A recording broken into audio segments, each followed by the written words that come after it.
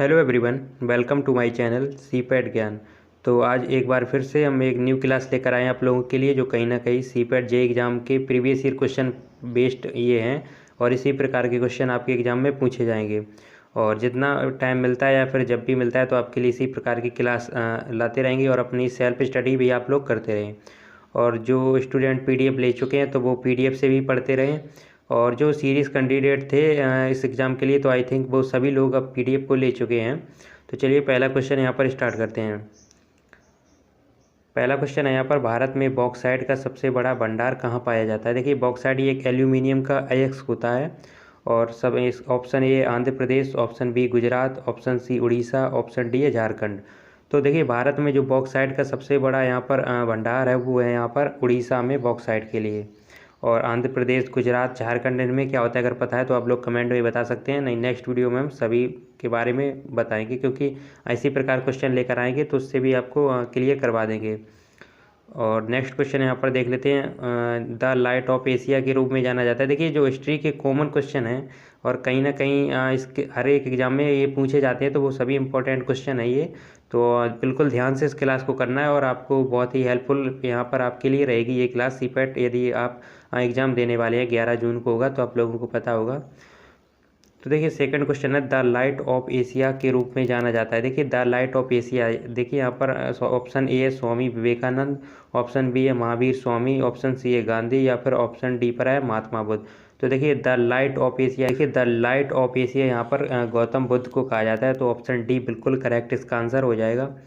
तो एक हिस्ट्री का क्वेश्चन है, बहुत ही इंपॉर्टेंट क्वेश्चन है और कहीं ना कहीं किसी ना किसी एग्जाम में पूछा हुआ है, तो आने के चांसेस हैं, तो आप इसको ध्यान रखेंगे। नेक्स्ट क्वेश्चन है यहाँ पर, गौतम बुद्ध ने अपनी समाधि कहाँ ली थी। तो यहाँ पर देखिए इसकी बात करें तो ऑप्शन ए है पटना, ऑप्शन बी है लुम्बिनी, ऑप्शन सी है कुशीनगर, ऑप्शन डी है सारनाथ। देखिए जो गौतम बुद्ध ने अपना प्रथम उपदेश दिया था यहाँ पर सारनाथ में दिया था। ये भी एक इम्पॉर्टेंट क्वेश्चन है, लेकिन जो इसका आंसर होगा, क्योंकि ये समाधि पूछ रहा है, तो समाधि यहाँ पर कुशीनगर थी यानी खुशी खुशी दी थी। तो थोड़ा इस प्रकार अगर रिलेट कर लेंगे तो आप कन्फ्यूजन नहीं होंगे, क्योंकि ऑप्शन में सब यही आपके डिजाइन किए हुए आपको मिलेंगे। और ऑप्शन इस पर भी कंफ्यूज होते हैं। सारनाथ यहाँ पर अपना जो पहला उपदेश दिया था महात्मा बुद्ध ने, तो उसका यदि ऐसे पूछता तो ऑप्शन डी हो जाता, क्योंकि ये भी क्वेश्चन बहुत पूछा जाता है। और बात करें गौतम बुद्ध का जन्म भी पूछा जाता है, इनका जन्म कहाँ हुआ था, तो वो लुम्बिनी में हुआ था। ऑप्शन बी राइट आंसर हो जाता यदि जन्म पूछता। और भी इनसे रिलेटेड आपको क्वेश्चन पता होने चाहिए। इनकी जो वो जैसे इन्होंने जब गृह त्याग किया था तो उसको क्या बोलते हैं, और जब इनकी मृत्यु को क्या बोलते हैं, और इन्हें यानी कि जन्म का प्रतीक क्या है। तो इस प्रकार पूछते हैं, जैसे कि जन्म का प्रतीक कमल है, और गृह त्याग को महाविनिष्क्रमण बोलते हैं, और जब मृत्यु का वो है, मृत्यु को महापरिनिर्वाण बोलते हैं। तो ये सभी चीज़ें आपको पता होनी चाहिए, क्योंकि इंपॉर्टेंट क्वेश्चन है। और आपको जो सीपैट जे का आपने एग्जाम सिलेबस देखा होगा, तो उसमें हिस्ट्री सेक्शन भी मेंशन है, और यही बेसिक क्वेश्चन ही आपको देखने को मिलेंगे एग्जाम में। तो चलिए नेक्स्ट क्वेश्चन देख लेते हैं। नेक्स्ट क्वेश्चन है क्वेश्चन नंबर 4। यहाँ पर है, कौन सा देश भारत के साथ लंबी अंतर्राष्ट्रीय सीमा साझा करता है। तो देखिए यहाँ पर क्वेश्चन नंबर 4 है, कौन सा देश भारत के साथ लंबी अंतर्राष्ट्रीय सीमा साझा करता है। यहाँ पर सबसे लंबी होगा, कौन सा देश भारत के साथ सबसे लंबी अंतर्राष्ट्रीय सीमा साझा करता है। ऑप्शन ए है पाकिस्तान, ऑप्शन बी है बांग्लादेश, ऑप्शन सी है चीन, ऑप्शन डी है नेपाल। तो सबसे लंबी जो सीमा है, स्थलीय सीमा, वो बांग्लादेश की। और इस प्रकार भी पूछा जा सकता है, सबसे लंबी तटीय सीमा, यानी कि जो वो है गुजरात की सबसे लंबी तटीय सीमा, यानी कि जो समुद्र से सबसे लंबी टच होती है, तो वो गुजरात की है। और यहाँ पर स्थलीय सीमा की बात करें तो वो बांग्लादेश की है। और सबसे कम जो लगती है वो गोवा नहीं, यहाँ पर अफ़गानिस्तान की लगती है सबसे कम सीमा भारत से। तो ये भी आपको पता होना चाहिए, सबसे लंबी एंड सबसे छोटी। तो चलिए नेक्स्ट क्वेश्चन यहाँ पर देख लेते हैं। नेक्स्ट क्वेश्चन है, निम्नलिखित में से किस तत्व में अपनी संयोजकता कोष में एक इलेक्ट्रॉन नहीं होता है। तो देखिए केमिस्ट्री का क्वेश्चन है और बिल्कुल बेसिक क्वेश्चन है। तो यदि इनके एटॉमिक नंबर आपको पता है तो इस क्वेश्चन को आप आराम से कर लेंगे। देखिए सोडियम का होता है 11। अब 11 की बात करें 2,8,1, तो इसकी लास्ट जो सेल में है वो एक इलेक्ट्रॉन आ रहा है, तो एक इसमें हो जाएगा, क्योंकि ये क्या पूछ रहा है आपको, उसमें एक इलेक्ट्रॉन नहीं होता है, संयोजकता पूछ रहा है, एक इलेक्ट्रॉन जिसमें नहीं होगा तो उसी का राइट आंसर हो जाएगा। लेकिन इसके लास्ट में एक आ रहा है तो इसी की एक संयोजकता हो जाएगी, तो इसमें एक है, तो ऑप्शन ए तो नहीं होगा। अब ऑप्शन बी की बात करें, लिथियम। लिथियम की हाइड्रोजन हीलियम लिथियम की होती है 3, परमाणु क्रमांक आपको पता होगा, तो इसको करेंगे 2,1 3 हो गया, तो एक इसके भी लास्ट में मिल रहा है, तो ये भी आंसर नहीं होगा। कैल्शियम की बात करें, कैल्शियम का परमाणु क्रमांक होता है 20, तो इसका हो जाएगा 2,8 8 2 10, फिर 2,8 8 8 16 एंड 2 18, फिर यहाँ पर आ जाएगा 18 2 20, यानी कि लास्ट में 2 आ रहा है इसमें, तो यही इसका राइट आंसर हो जाएगा। तो क्योंकि एक नहीं आ रहा है, एक जिसमें देखिए हाइड्रोजन का भी एक होता है, तो इसका एक ही हो जाएगा, तो ऑप्शन इसका सी बिल्कुल राइट आंसर हो जाएगा, कैल्शियम इसका आंसर हो जाएगा। और 30 तक आपको मैंने बार बार आपको बताया कि 30 तक परमाणु क्रमांक आप एलिमेंट जितने भी हैं उनके याद कर लें, और जो एक कुछ यूनिक है तो उनके भी याद होने चाहिए, जैसे कि बताएं कि सोना का मैंने फिर बताया था कितना होता है, तो आप लोग कमेंट में बताएंगे। और चलिए देखते हैं, ये 1-2 क्वेश्चन यहाँ पर इंग्लिश के, क्योंकि ये मिक्स प्रैक्टिस सेट है, तो जिस प्रकार के आपके एग्ज़ाम में क्वेश्चन पूछे जाएंगे तो वो सभी इस क्लास में इंक्लूड किए हैं। तो लेट मी गो, क्योंकि 3 से 4 क्वेश्चन मैक्सिमम बोलें तो 7-8, इससे ज़्यादा नहीं होंगे, क्योंकि टोटल क्वेश्चन आपके 50 होंगे, तो 7-8 क्वेश्चन आपको इंग्लिश के देखने को मिलेंगे। तो थोड़ा ऊपर नीचे भी हो सकता है, लेकिन हाँ एग्जैक्ट इतने तो आपको आएंगे ही आएंगे इंग्लिश के क्वेश्चन, और बिल्कुल बेसिक क्वेश्चन आते हैं, तो आप लोग आराम से कर लेंगे यदि आपके थोड़े भी बेसिक अच्छे हैं। देखिए लेट मी गोन, तो ये इम्प्रूवमेंट करना है इसमें, जिस अंडरलाइन जैसे दिख रही है आपको गोन, तो गोन की जगह यहाँ पर क्या होगा करेक्ट आंसर, या फिर गो होगा ऑप्शन ए पे, या फिर गोइंग होगा, या फिर टू गो होगा, या फिर गोस होगा। इस प्रकार एक आप सेंटेंस बोल सकते हैं, लर्न कर सकते हैं, यदि इतना लर्न होगा तो कॉन्सेप्ट आपका क्लियर हो जाएगा, और इससे जितने भी क्वेश्चन बनते हैं, क्योंकि लेट से बहुत क्वेश्चन बनते हैं, तो आप आराम से कर लेंगे, याद कर सकते हैं आप, लेट मी लव यू। तो देखिए लेट मी गोन की बात करें, लेट मी गोन, तो यहाँ पर देखिए इसके बाद यहाँ पर फर्स्ट फॉर्म आती है, तो लेट मी गो हो जाएगा, ऑप्शन ए बिल्कुल करेक्ट आंसर हो जाएगा। कभी कभी यहाँ पर मी की जगह आई भी कर देता है, तो ऑब्जेक्ट ही आता है, तो इस प्रकार एक सेंटेंस आप अपने मन में याद रख सकते हैं, जैसे यही है यही रख सकते हैं, लेट मी गो। तो और कोई भी इससे आता है तो आप आराम से कर लेंगे, लेट मी, लेट के बाद मी यानी कि ऑब्जेक्ट में आएगा, क्योंकि यहाँ पर कभी कभी सब्जेक्टिव केस भी आपको मिल जाएगा, जैसे कि अभी मैंने बताया। और गोन की जगह थर्ड फॉर्म लगा देगा, कभी गोइंग कर देगा, कभी गोस, तो फर्स्ट फॉर्म आती है लेट मी के बाद। या फिर लेट मी लेव यू, इस प्रकार का गाना भी था, तो उससे भी आप कर सकते हैं, उससे भी कॉन्सेप्ट आप लोग रिलेट कर सकते हैं। तो नेक्स्ट क्वेश्चन यहाँ पर देखते हैं। देखिए यहाँ पर जो अभी मैंने ऊपर बताया वही आ गया है, यहाँ पर क्वेश्चन देखिए आई रख दिया, तो मैंने बताया इसके बाद लेट के बाद हमेशा ऑब्जेक्टिव में यानी कि आता है लेट मी होगा आई का, तो यहाँ पर इसका आंसर सी इसका करेक्ट आंसर हो जाएगा। अभी अभी ऊपर बताया तो कुछ ज़्यादा इसमें बताने की ज़रूरत है नहीं।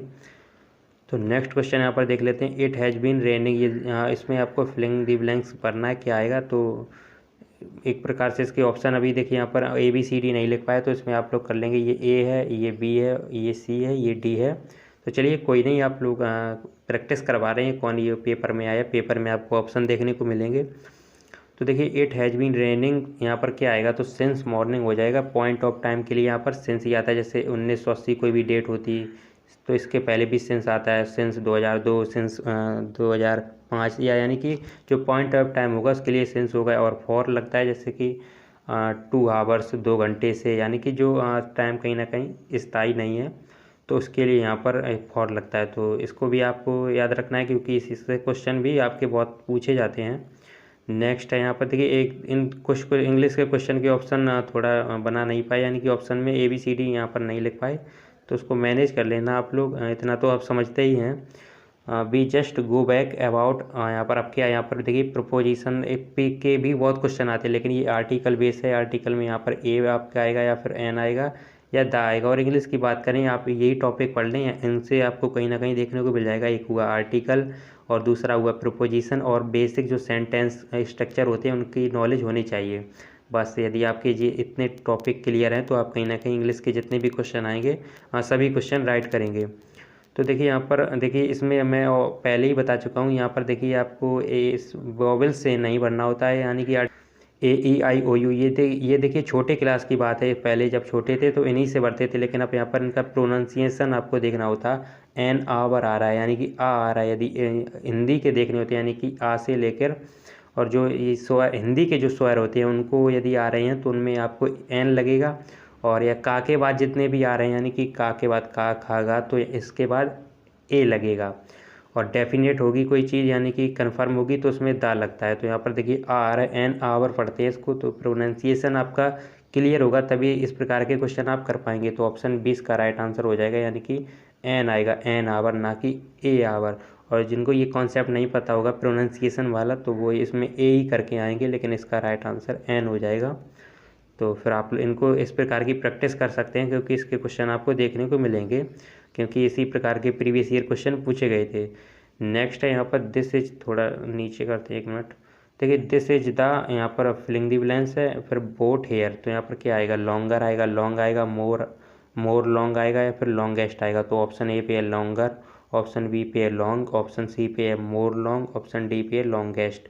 तो देखिए यहाँ पर डा के बाद वो है सुपरलेटिव डिग्री आती है, तो दा से आप हिंट ले सकते हैं सेंटेंस में। और इसमें सुपरलेटिव डिग्री की बात करें तो सिर्फ डी ऑप्शन पर ही है, लॉन्गेस्ट होती है।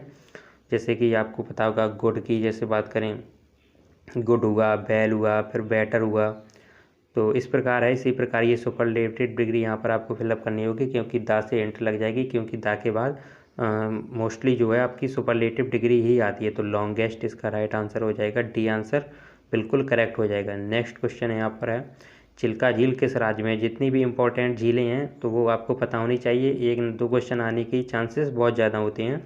तो चिल्का झील की बात करें तो बहुत ही फेमस झील है ये, मोस्टली यहाँ पर नेवी की ट्रेनिंग भी होती है, इंडियन नेवी की। तो बहुत से स्टूडेंट को पता भी होगा, ये चिल्का झील उड़ीसा में है। तो महाराष्ट्र में कौन सी है, बहुत इंपॉर्टेंट है ये, महाराष्ट्र वाली लोनार झील है। ये एक उल्कापिंड से निर्मित हुई है लोनार झील, तो ये आपको पता होना चाहिए, महाराष्ट्र में है लोनार झील। तो ये भी आप रख सकते हैं याद, क्योंकि ये भी एक इम्पॉर्टेंट है, और ये उल्कापिंड से निर्मित हुई एक झील है। और जम्मू एंड कश्मीर में बात करें तो बहुत सी झीलें, जैसे कि डल झील हुई, बूलर झील हुई, मीठे पानी की झील है जो कि बूलर है। और यहाँ पर बात करें शेषनाग, बैरीनाग, यानी कि मोस्टली जिसमें वर्ड में नांग आ रहा है तो वो जम्मू कश्मीर की होगी। तो इस प्रकार भी थोड़ा आप ध्यान रखेंगे। और मणिपुर की बात करें, मणिपुर में आपकी एक लोकटक झील है, तो इसको भी आप याद रख सकते हैं, क्योंकि इंपॉर्टेंट क्वेश्चन है ये सभी। देखिए ध्वनि तरंगे हैं, तो ऑप्शन इसके 2 ही हैं। तो चलिए प्रैक्टिस करवा रहे हैं आप लोग, मैनेज करना। तो इस 2 में आंसर है, लेकिन इसका ध्वनि तरंग है। तो देखिए ध्वनि तरंग को आप यहाँ पर इस प्रकार भी रेट कर सकते हैं, इसमें भी आधा धा आ रहा है और इसमें भी आधा धा आ रहा है। तो अनुदैर्घ्य ध्वनि तरंगे अनुदैर्घ्य होती हैं, और अनुप्रस्थ ये प्रकाश तरंगे होती हैं। तो इनको आप ध्यान कर सकते हैं। अब आई थिंक जितना भी अब कन्फ्यूजन होते होंगे तो इसमें होते होंगे, लेकिन अब नहीं होंगे, क्योंकि मैंने आपको ये कॉन्सेप्ट बता दिया। धा इसमें भी आ रहा है आधा, और धा इसमें भी आ रहा है, और ये बहुत रिपीटेड क्वेश्चन है। ध्वनि तरंगे यहाँ पर आपकी अनुदैर्घ्य तरंगे होती हैं। ऑप्शन बी बिल्कुल करेक्ट आंसर हो जाएगा। और एक और क्वेश्चन बहुत पूछा जाता है, ये फिजिक्स से रिलेटेड ही है।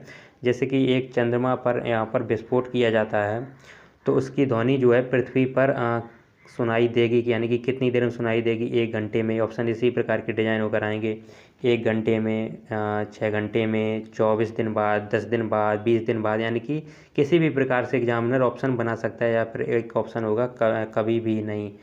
तो इसका राइट आंसर यही हो जाता है कि जो चंद्रमा पर कोई भी विस्फोट होता है वो यहाँ पर पृथ्वी पर नहीं सुनाई देगा। तो इस प्रकार इसको क्वेश्चन को आप याद रख सकते हैं। इसका रीज़न यही है, क्योंकि जो ध्वनि तरंगे होती हैं इनको चलने के लिए यानी कि मीडियम की आवश्यकता होती है, माध्यम की आवश्यकता होती है। लेकिन जो प्रकाश तरंगे होती हैं उनको मीडियम की आवश्यकता नहीं होती है, वे निर्वात में भी चल सकती हैं, यानी कि वैक्यूम में भी चल सकती हैं। और यहाँ पर चंद्रमा से बात करें पृथ्वी तक, यहाँ पर बीच में यहाँ पर वैक्यूम निर्वात है, यानी कि माध्यम है ही नहीं। तो या फिर यहाँ पर ध्वनि तरंगे पृथ्वी तक आ ही नहीं सकती, क्योंकि ध्वनि तरंगे जो हैं इनको चलने के लिए मीडियम की आवश्यकता होती है। तो ये इसका रीज़न है। तो आप लोग इसको याद रख सकते हैं, बहुत ही इंपॉर्टेंट क्वेश्चन है। तो चलिए यहाँ पर नेक्स्ट क्वेश्चन की बात करें। नेक्स्ट क्वेश्चन है यहाँ पर, निम्नलिखित रंगों के प्रकाश में से किस रंग के प्रकाश का प्रकीर्णन सबसे अधिक होता है। तो ये मैं क्वेश्चन पहले बता चुका हूँ, तो चलिए फिर एक बार बता देता हूँ, क्योंकि इंपॉर्टेंट क्वेश्चन है। जैसे श्वेत प्रकाश प्रिज्म से जब गुजरता है तो ये 7 रंगों में यहाँ पर बोल सकते हैं विक्षेपित हो जाता है। तो नीचे से लिखते हैं BIBGYOR।